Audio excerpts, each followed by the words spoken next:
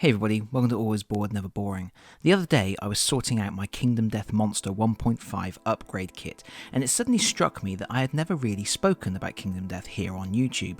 I felt like this was something I should rectify, but quickly realised I was never going to be able to express myself any better than I did in my written review of the game, which is available on my blog. So today I thought I would do something a bit new.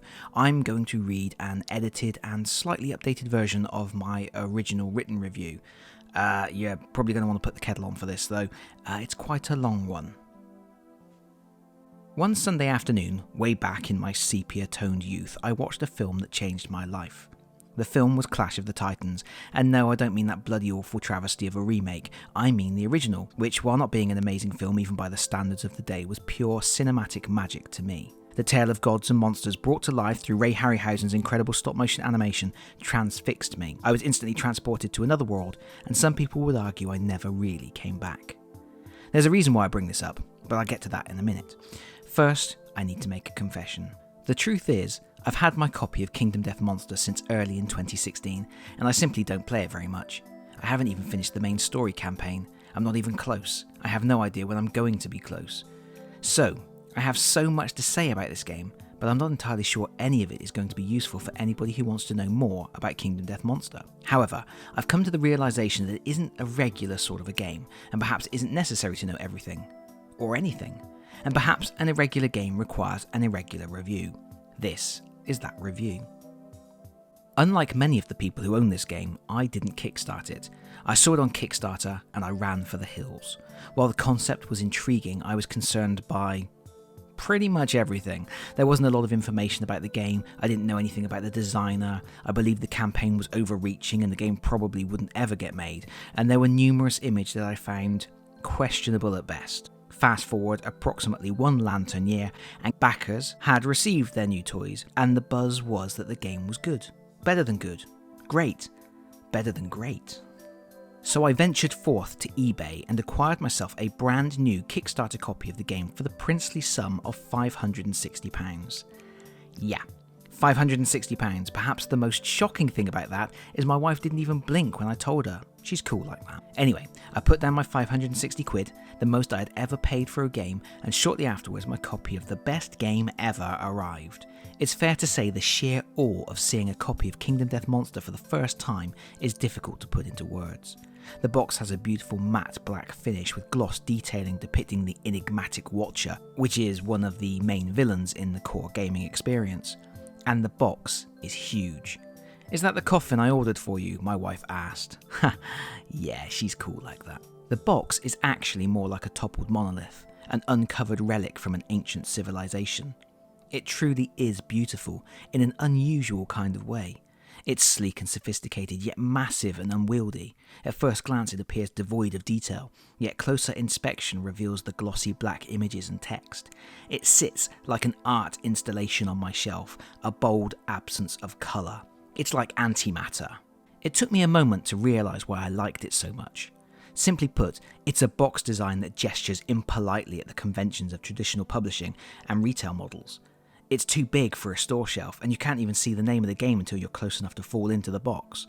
It's a box that screams artisan. It's a box that lets you know this didn't come from a store, probably because the store couldn't fit it through the doors. And it doesn't end there. The contents are just as glorious as the packaging. There are hundreds of beautifully illustrated cards, a huge game board depicting something ripped straight out of a nightmare I had once, and the most obscenely lavish rules book I've ever had the pleasure to read. That rules book is over 200 pages long, and almost 50% of it comprises full-page colour artwork. It's an incredible feat of pure artistry. You could seriously put this book on your coffee table. Well, I mean, you could. You probably wouldn't. There's a few too many penises and ripped-off faces in the artwork for it really to be coffee table material. But anyway, the first thing I did after receiving my copy was to immediately sell the Kickstarter rewards.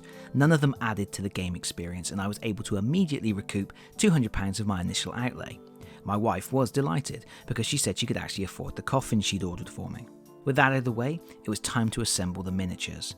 To get started, you technically only need to assemble 4 survivors, which are the main player characters, and a white lion, which is the first enemy you face in the story prologue. However, I really wanted to build all of the enemy models, so I dived straight in and put them all together. And good grief, what a mess that was. I have been assembling and painting miniatures for over 3 decades, and I have never ever had to deal with miniatures this bad. I don't mean the miniatures were poorly sculpted, I mean they were horrendous to put together.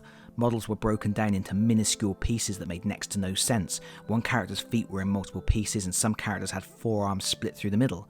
Worst of all, there were no instructions for assembling them, just directions to visit a website where a fan gave relatively vague guidelines about assembling the models, before eventually telling you to put them together however you want because nobody really knows anyway. But that wasn't my only issue with the miniatures. You see, some of the miniatures just aren't very nice. And I do think it is important to mention, Kingdom Death Monster has a strong adult theme. The monsters are horrific, nightmarish beasts, but this goes way beyond a few tentacles and pointy fangs. These monsters have designs that are, pretty obscene. They are repulsive and they have an almost visceral impact on the viewer. You can't help but have a reaction. Now, Adam, the designer, did a pretty clever thing and kept the really extreme stuff for the expansions, but even in the base game there are some models that just make my skin crawl. I have a pretty high threshold for this sort of stuff, but the human hands clawing their way out of the Phoenix's cloaca is pretty much where I draw the line. The stuff in the expansions, and that's things with giant penises for tentacles, there's a lion with a vagina for a face and a giant penis for a penis. Yeah, that's a step beyond for me. I guess everybody has a line, and that's fine. I don't care where other people draw their line, but these things are beyond mine. And yeah, that's okay. It's more than okay, it's fitting. Kingdom Death Monster isn't just a game, it's a work of art. And art is supposed to evoke a reaction. It's supposed to push a button. It's supposed to make you feel something. For an artist, the worst reaction possible to a piece of art is complete apathy. Whether it's love or hate, every element of Kingdom Death is going to make you feel something. I think Adam would be quite pleased to know how much I despise some of his creations. I'm sure he would delight in the discomfort some of them cause me. That's exactly what he wants. He has adhered to his own vision, free of the shackles of a publisher or editor, to create something special, something horrible, something that many people are going to think is obscene. And sure, that means the game isn't for everyone, but what game is? However, despite all that, I wasn't actually that impressed with the miniatures in the end. The concepts were fine, but I thought the execution was lackluster. Every model is quite well detailed and the huge phoenix is a work of art that rivals Games Workshop's better efforts, but many of the models are very static. They lack the kind of dynamism that I expect from modern miniatures. Part of the problem with the survivors comes from the decision to make them little dollies you can dress up in different clothes. Manufacturing them in a way that makes it possible to put them in different suits of armour and holding different weapons enforces a more rigid stance, and I thought that was a real shame. And I say thought, past tense, and I'll come back to that. Anyone who follows my channel will know that I'm a painter, but I'm not the kind of person who intends to wait until a game is painted before playing, or I'd never play anything. So once I had finished assembling the Watcher and breathing into a paper bag for a while, I ploughed through the rules book and set up my first game. At this point I should mention the rules are surprisingly streamlined. Even though the rules book itself is over 200 pages long, the actual rules are all wrapped up by about page 80, and most of that is full page artwork anyway. And there's lavish diagrams and various charts and tables. There's also a very detailed walkthrough called the Prologue, which gets you playing your first game almost immediately. The Prologue is an impressive introduction to a game that at first seems incredibly intimidating. But I can't really talk to you about the Prologue until I've talked to you about the theme. The theme is superb, and what makes it superb is that it reveals so little of itself in the first instance.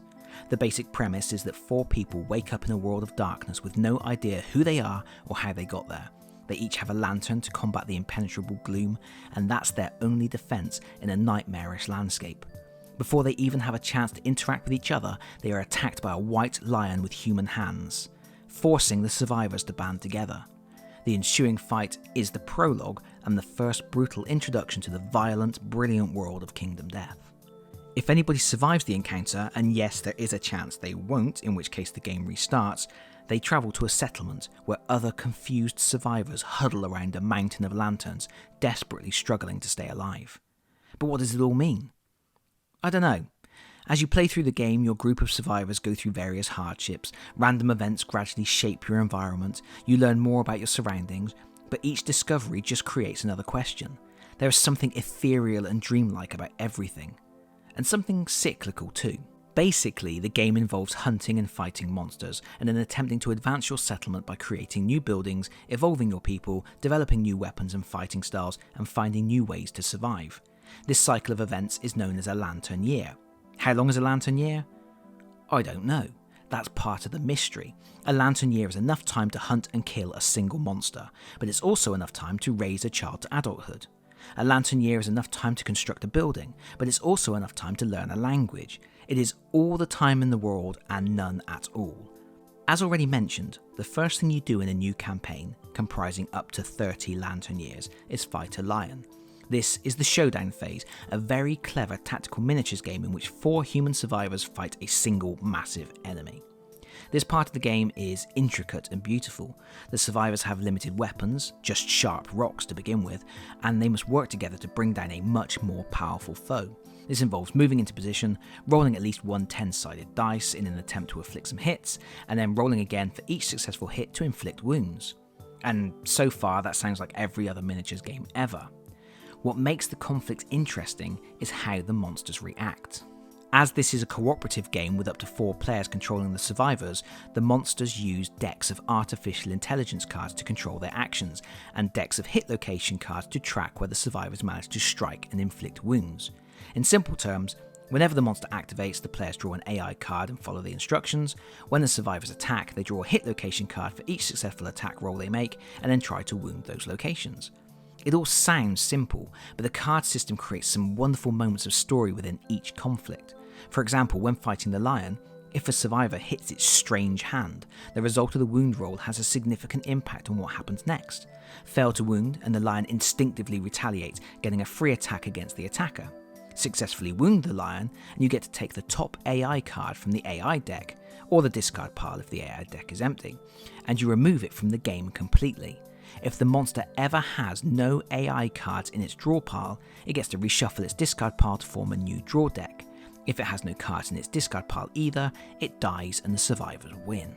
That's pretty damn clever for all kinds of reasons. First of all, it means you don't have to track the monster's wounds separately. You know how many wounds you have inflicted by checking how many AI cards are removed from the game. More importantly, each wound you inflict reduces the monster's combat effectiveness. As the AI deck gets smaller, you get to know which attacks the monster has left. It falls into predictable patterns, lurching to attack in the same way over and over again out of desperation. You learn its moves, you learn how to counter them, and then you kill it. However, what makes the system even cleverer is the concept of critical damage. Certain hit locations have a critical effect, resulting in something amazing happening if you manage to roll a natural 10 to wound that location. Going back to the example of the lion's strange hand, if you successfully wound the hand by rolling a natural 10, you cut the hand off. For the rest of the battle, this persistent injury affects some of the monster's AI cards. These persistent injury results are victorious achievements in a world of perpetual suffering, but they are also little moments of horror all their own. When you are cutting off a monster's penis or ripping off its jaw so it vomits blood everywhere, you really are walking a very fine line between triumph and trauma. But that's the Showdown. A bloody, gritty grind to victory as you laboriously hack a gigantic monster to pieces. And at the end of it all, you get to harvest the monster for ingredients, cutting off claws and fur and removing organs. These treasures you take back to your settlement, where you begin the second part of the game. In contrast to the precision and control of the Showdown, the settlement phase is a bit more of a crapshoot.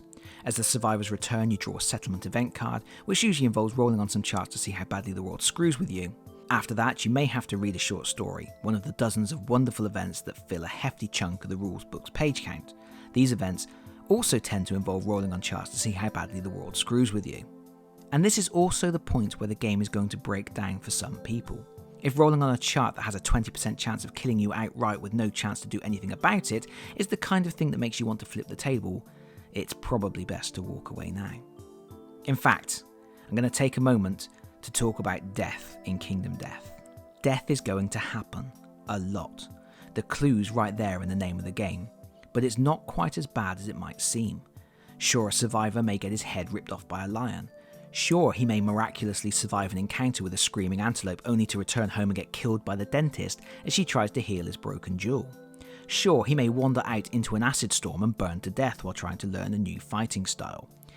But that's kind of the point. This is a game where you don't take on the role of a single character. You control the characters during the showdown, but that's really just a kind of micromanagement. Your main concern is the survival of the settlement itself. Survivors will die, but as long as you have managed to breed new warriors, you get to fight on. Your civilization clambers over a growing pile of corpses as it desperately struggles to claw its way out of the darkness. It's a truly horrible thing to be a part of, a truly wonderful, empowering, thought-provoking, but horrible thing. This game is a piece of art. I will keep calling it a piece of art, and like any piece of art, it has something it wants to say. After various random events and encounters, the settlement phase gives you an opportunity to develop your civilization. You can make new structures, learn a language, develop fighting skills, use harvested monster parts to make gruesome new weapons. It's all rather interesting and one of my favourite aspects of the game. However, it's also the point where you're supposed to cut some extra miniatures off the included armour sprues in order to make little models that accurately reflect how your survivors are armed and clothed, which is a bit of a chore really. If you look at the elements of the settlement phase, it really isn't anything special. Rolling on charts, managing your resources, and developing your character between missions is something that dates all the way back to games like Advanced Hero Quest, Warhammer Quest and beyond, so this really isn't anything new. And developing a thriving civilization isn't anything new either. What is new is the story these activities weave in Kingdom Death. It's difficult to explain until you see the pieces moving together in an actual gaming experience, and it isn't apparent immediately. As you play, your decisions begin to matter, and the random events begin to matter. Rather than distinct moments, events begin to link together, connecting in unique and unusual ways. Something you did right at the start of the game may suddenly come back to haunt you. A roll of the dice in your second lantern year creates a perfect storm years later, wrecking your civilization. After the settlement phase, you get a hunt phase, which honestly feels a bit tacked on.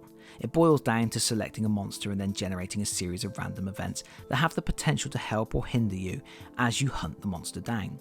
If you successfully traverse the events, you get to fight the monster you selected, otherwise you fail, and your civilization goes hungry and slips further into the darkness it so desperately wants to escape.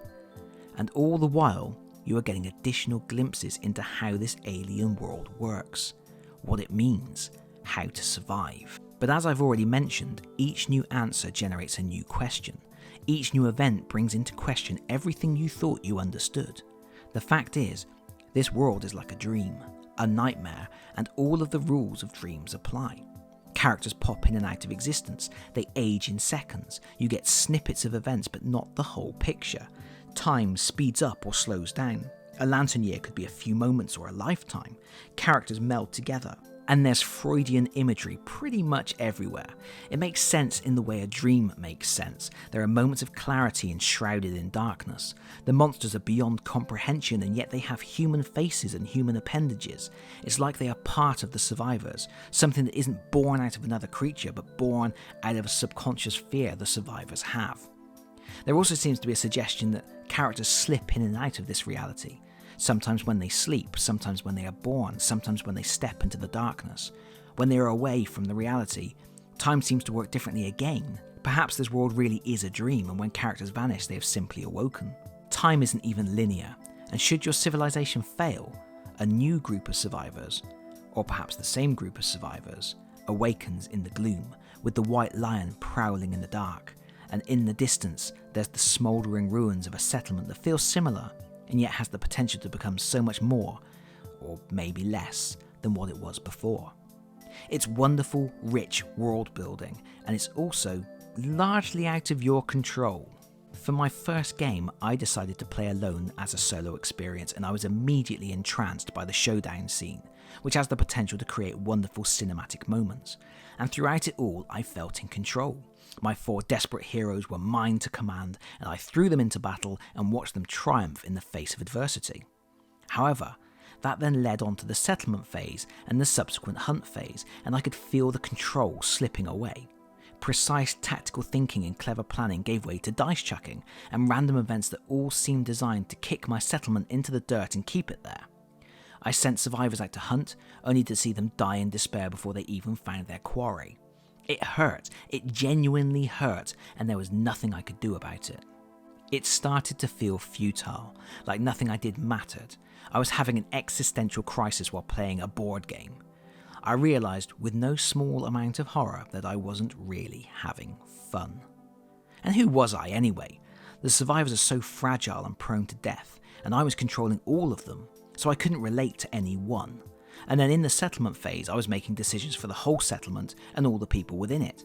But then I was also drawing random events to smite my settlement and reading out story events I had no control over. And then I was picking the monster that was available for my settlement to hunt.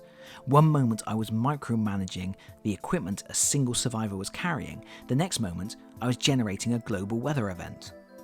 And that's when it hit me. I thought back to Clash of the Titans, and I bet you thought I'd forgotten about that. And I remembered how Zeus looks down at all the mortals and he doesn't see people. He just sees playing pieces. Suddenly it made sense. In Kingdom Death Monster, you aren't a single character. You aren't the leader of a civilization. You're a deity. You literally create your civilization, cutting them off with the sprues and gluing them together. You place them in a world where nothing is known beyond the confines of the playing board. You encourage them to survive, and then you smite them. Not because you want to destroy them, but because you want them to succeed.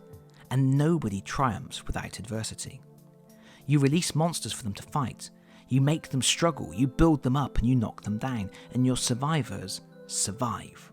They face the challenges and they overcome them. You create a strong, proud civilization. You strip away their hope and then you watch them carry on without hope.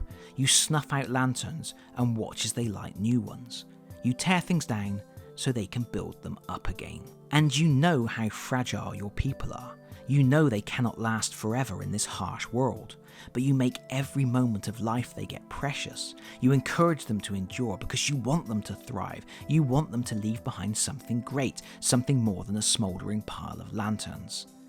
Looking at the game from this mindset, everything changed. I mean, almost everything. I looked again at those static miniatures and I thought about Clash of the Titans. The survivors looked almost godlike. One of them looks like Zeus throwing a thunderbolt, and one of them looks like Aphrodite. But they don't look real, they look like statues, like playing pieces. I cracked open my paints, and I painted up all the survivors like stone sculptures. The only concession I made was to paint coloured rings for the bases that matched the colour of the character cards in the box for easy identification. I painted up the monsters to look like they were carved from bone. The result is something that feels classical, like an old chess set, and something that I feel truly captures the way the game makes me feel. As a little bonus, I realised that I didn't need, and didn't even want, all of the other survivor miniatures that came with the game. I only wanted the unarmoured survivors that looked like statues, so I sold off all of the armour sprues and made back over £200 of my initial investment, and my wife even cancelled that coffin she ordered. With my newfound appreciation for and interpretation of the theme, I was able to enjoy the game a lot more. Not as a game, but as something deeper than a game. The more I played, the more the game offered up for me to contemplate and appreciate. I started to see a lot of religious allegory in the subtext. The survivors are created naked and afraid in the dark. Saviours are born that have the potential to lead your civilization to greatness, but they are martyrs that are doomed to short lives, and they do not ever live to see the greatness their people achieve. In the end, I learned to embrace the chaos and revel in the small successes my civilization eked out in the face of unspeakable horror. Unfortunately, what I didn't learn was how to have fun with the game. I love the story, love the imagination, love the campaign, love the artistry. I just don't enjoy it all that much. Actually, I'll clarify.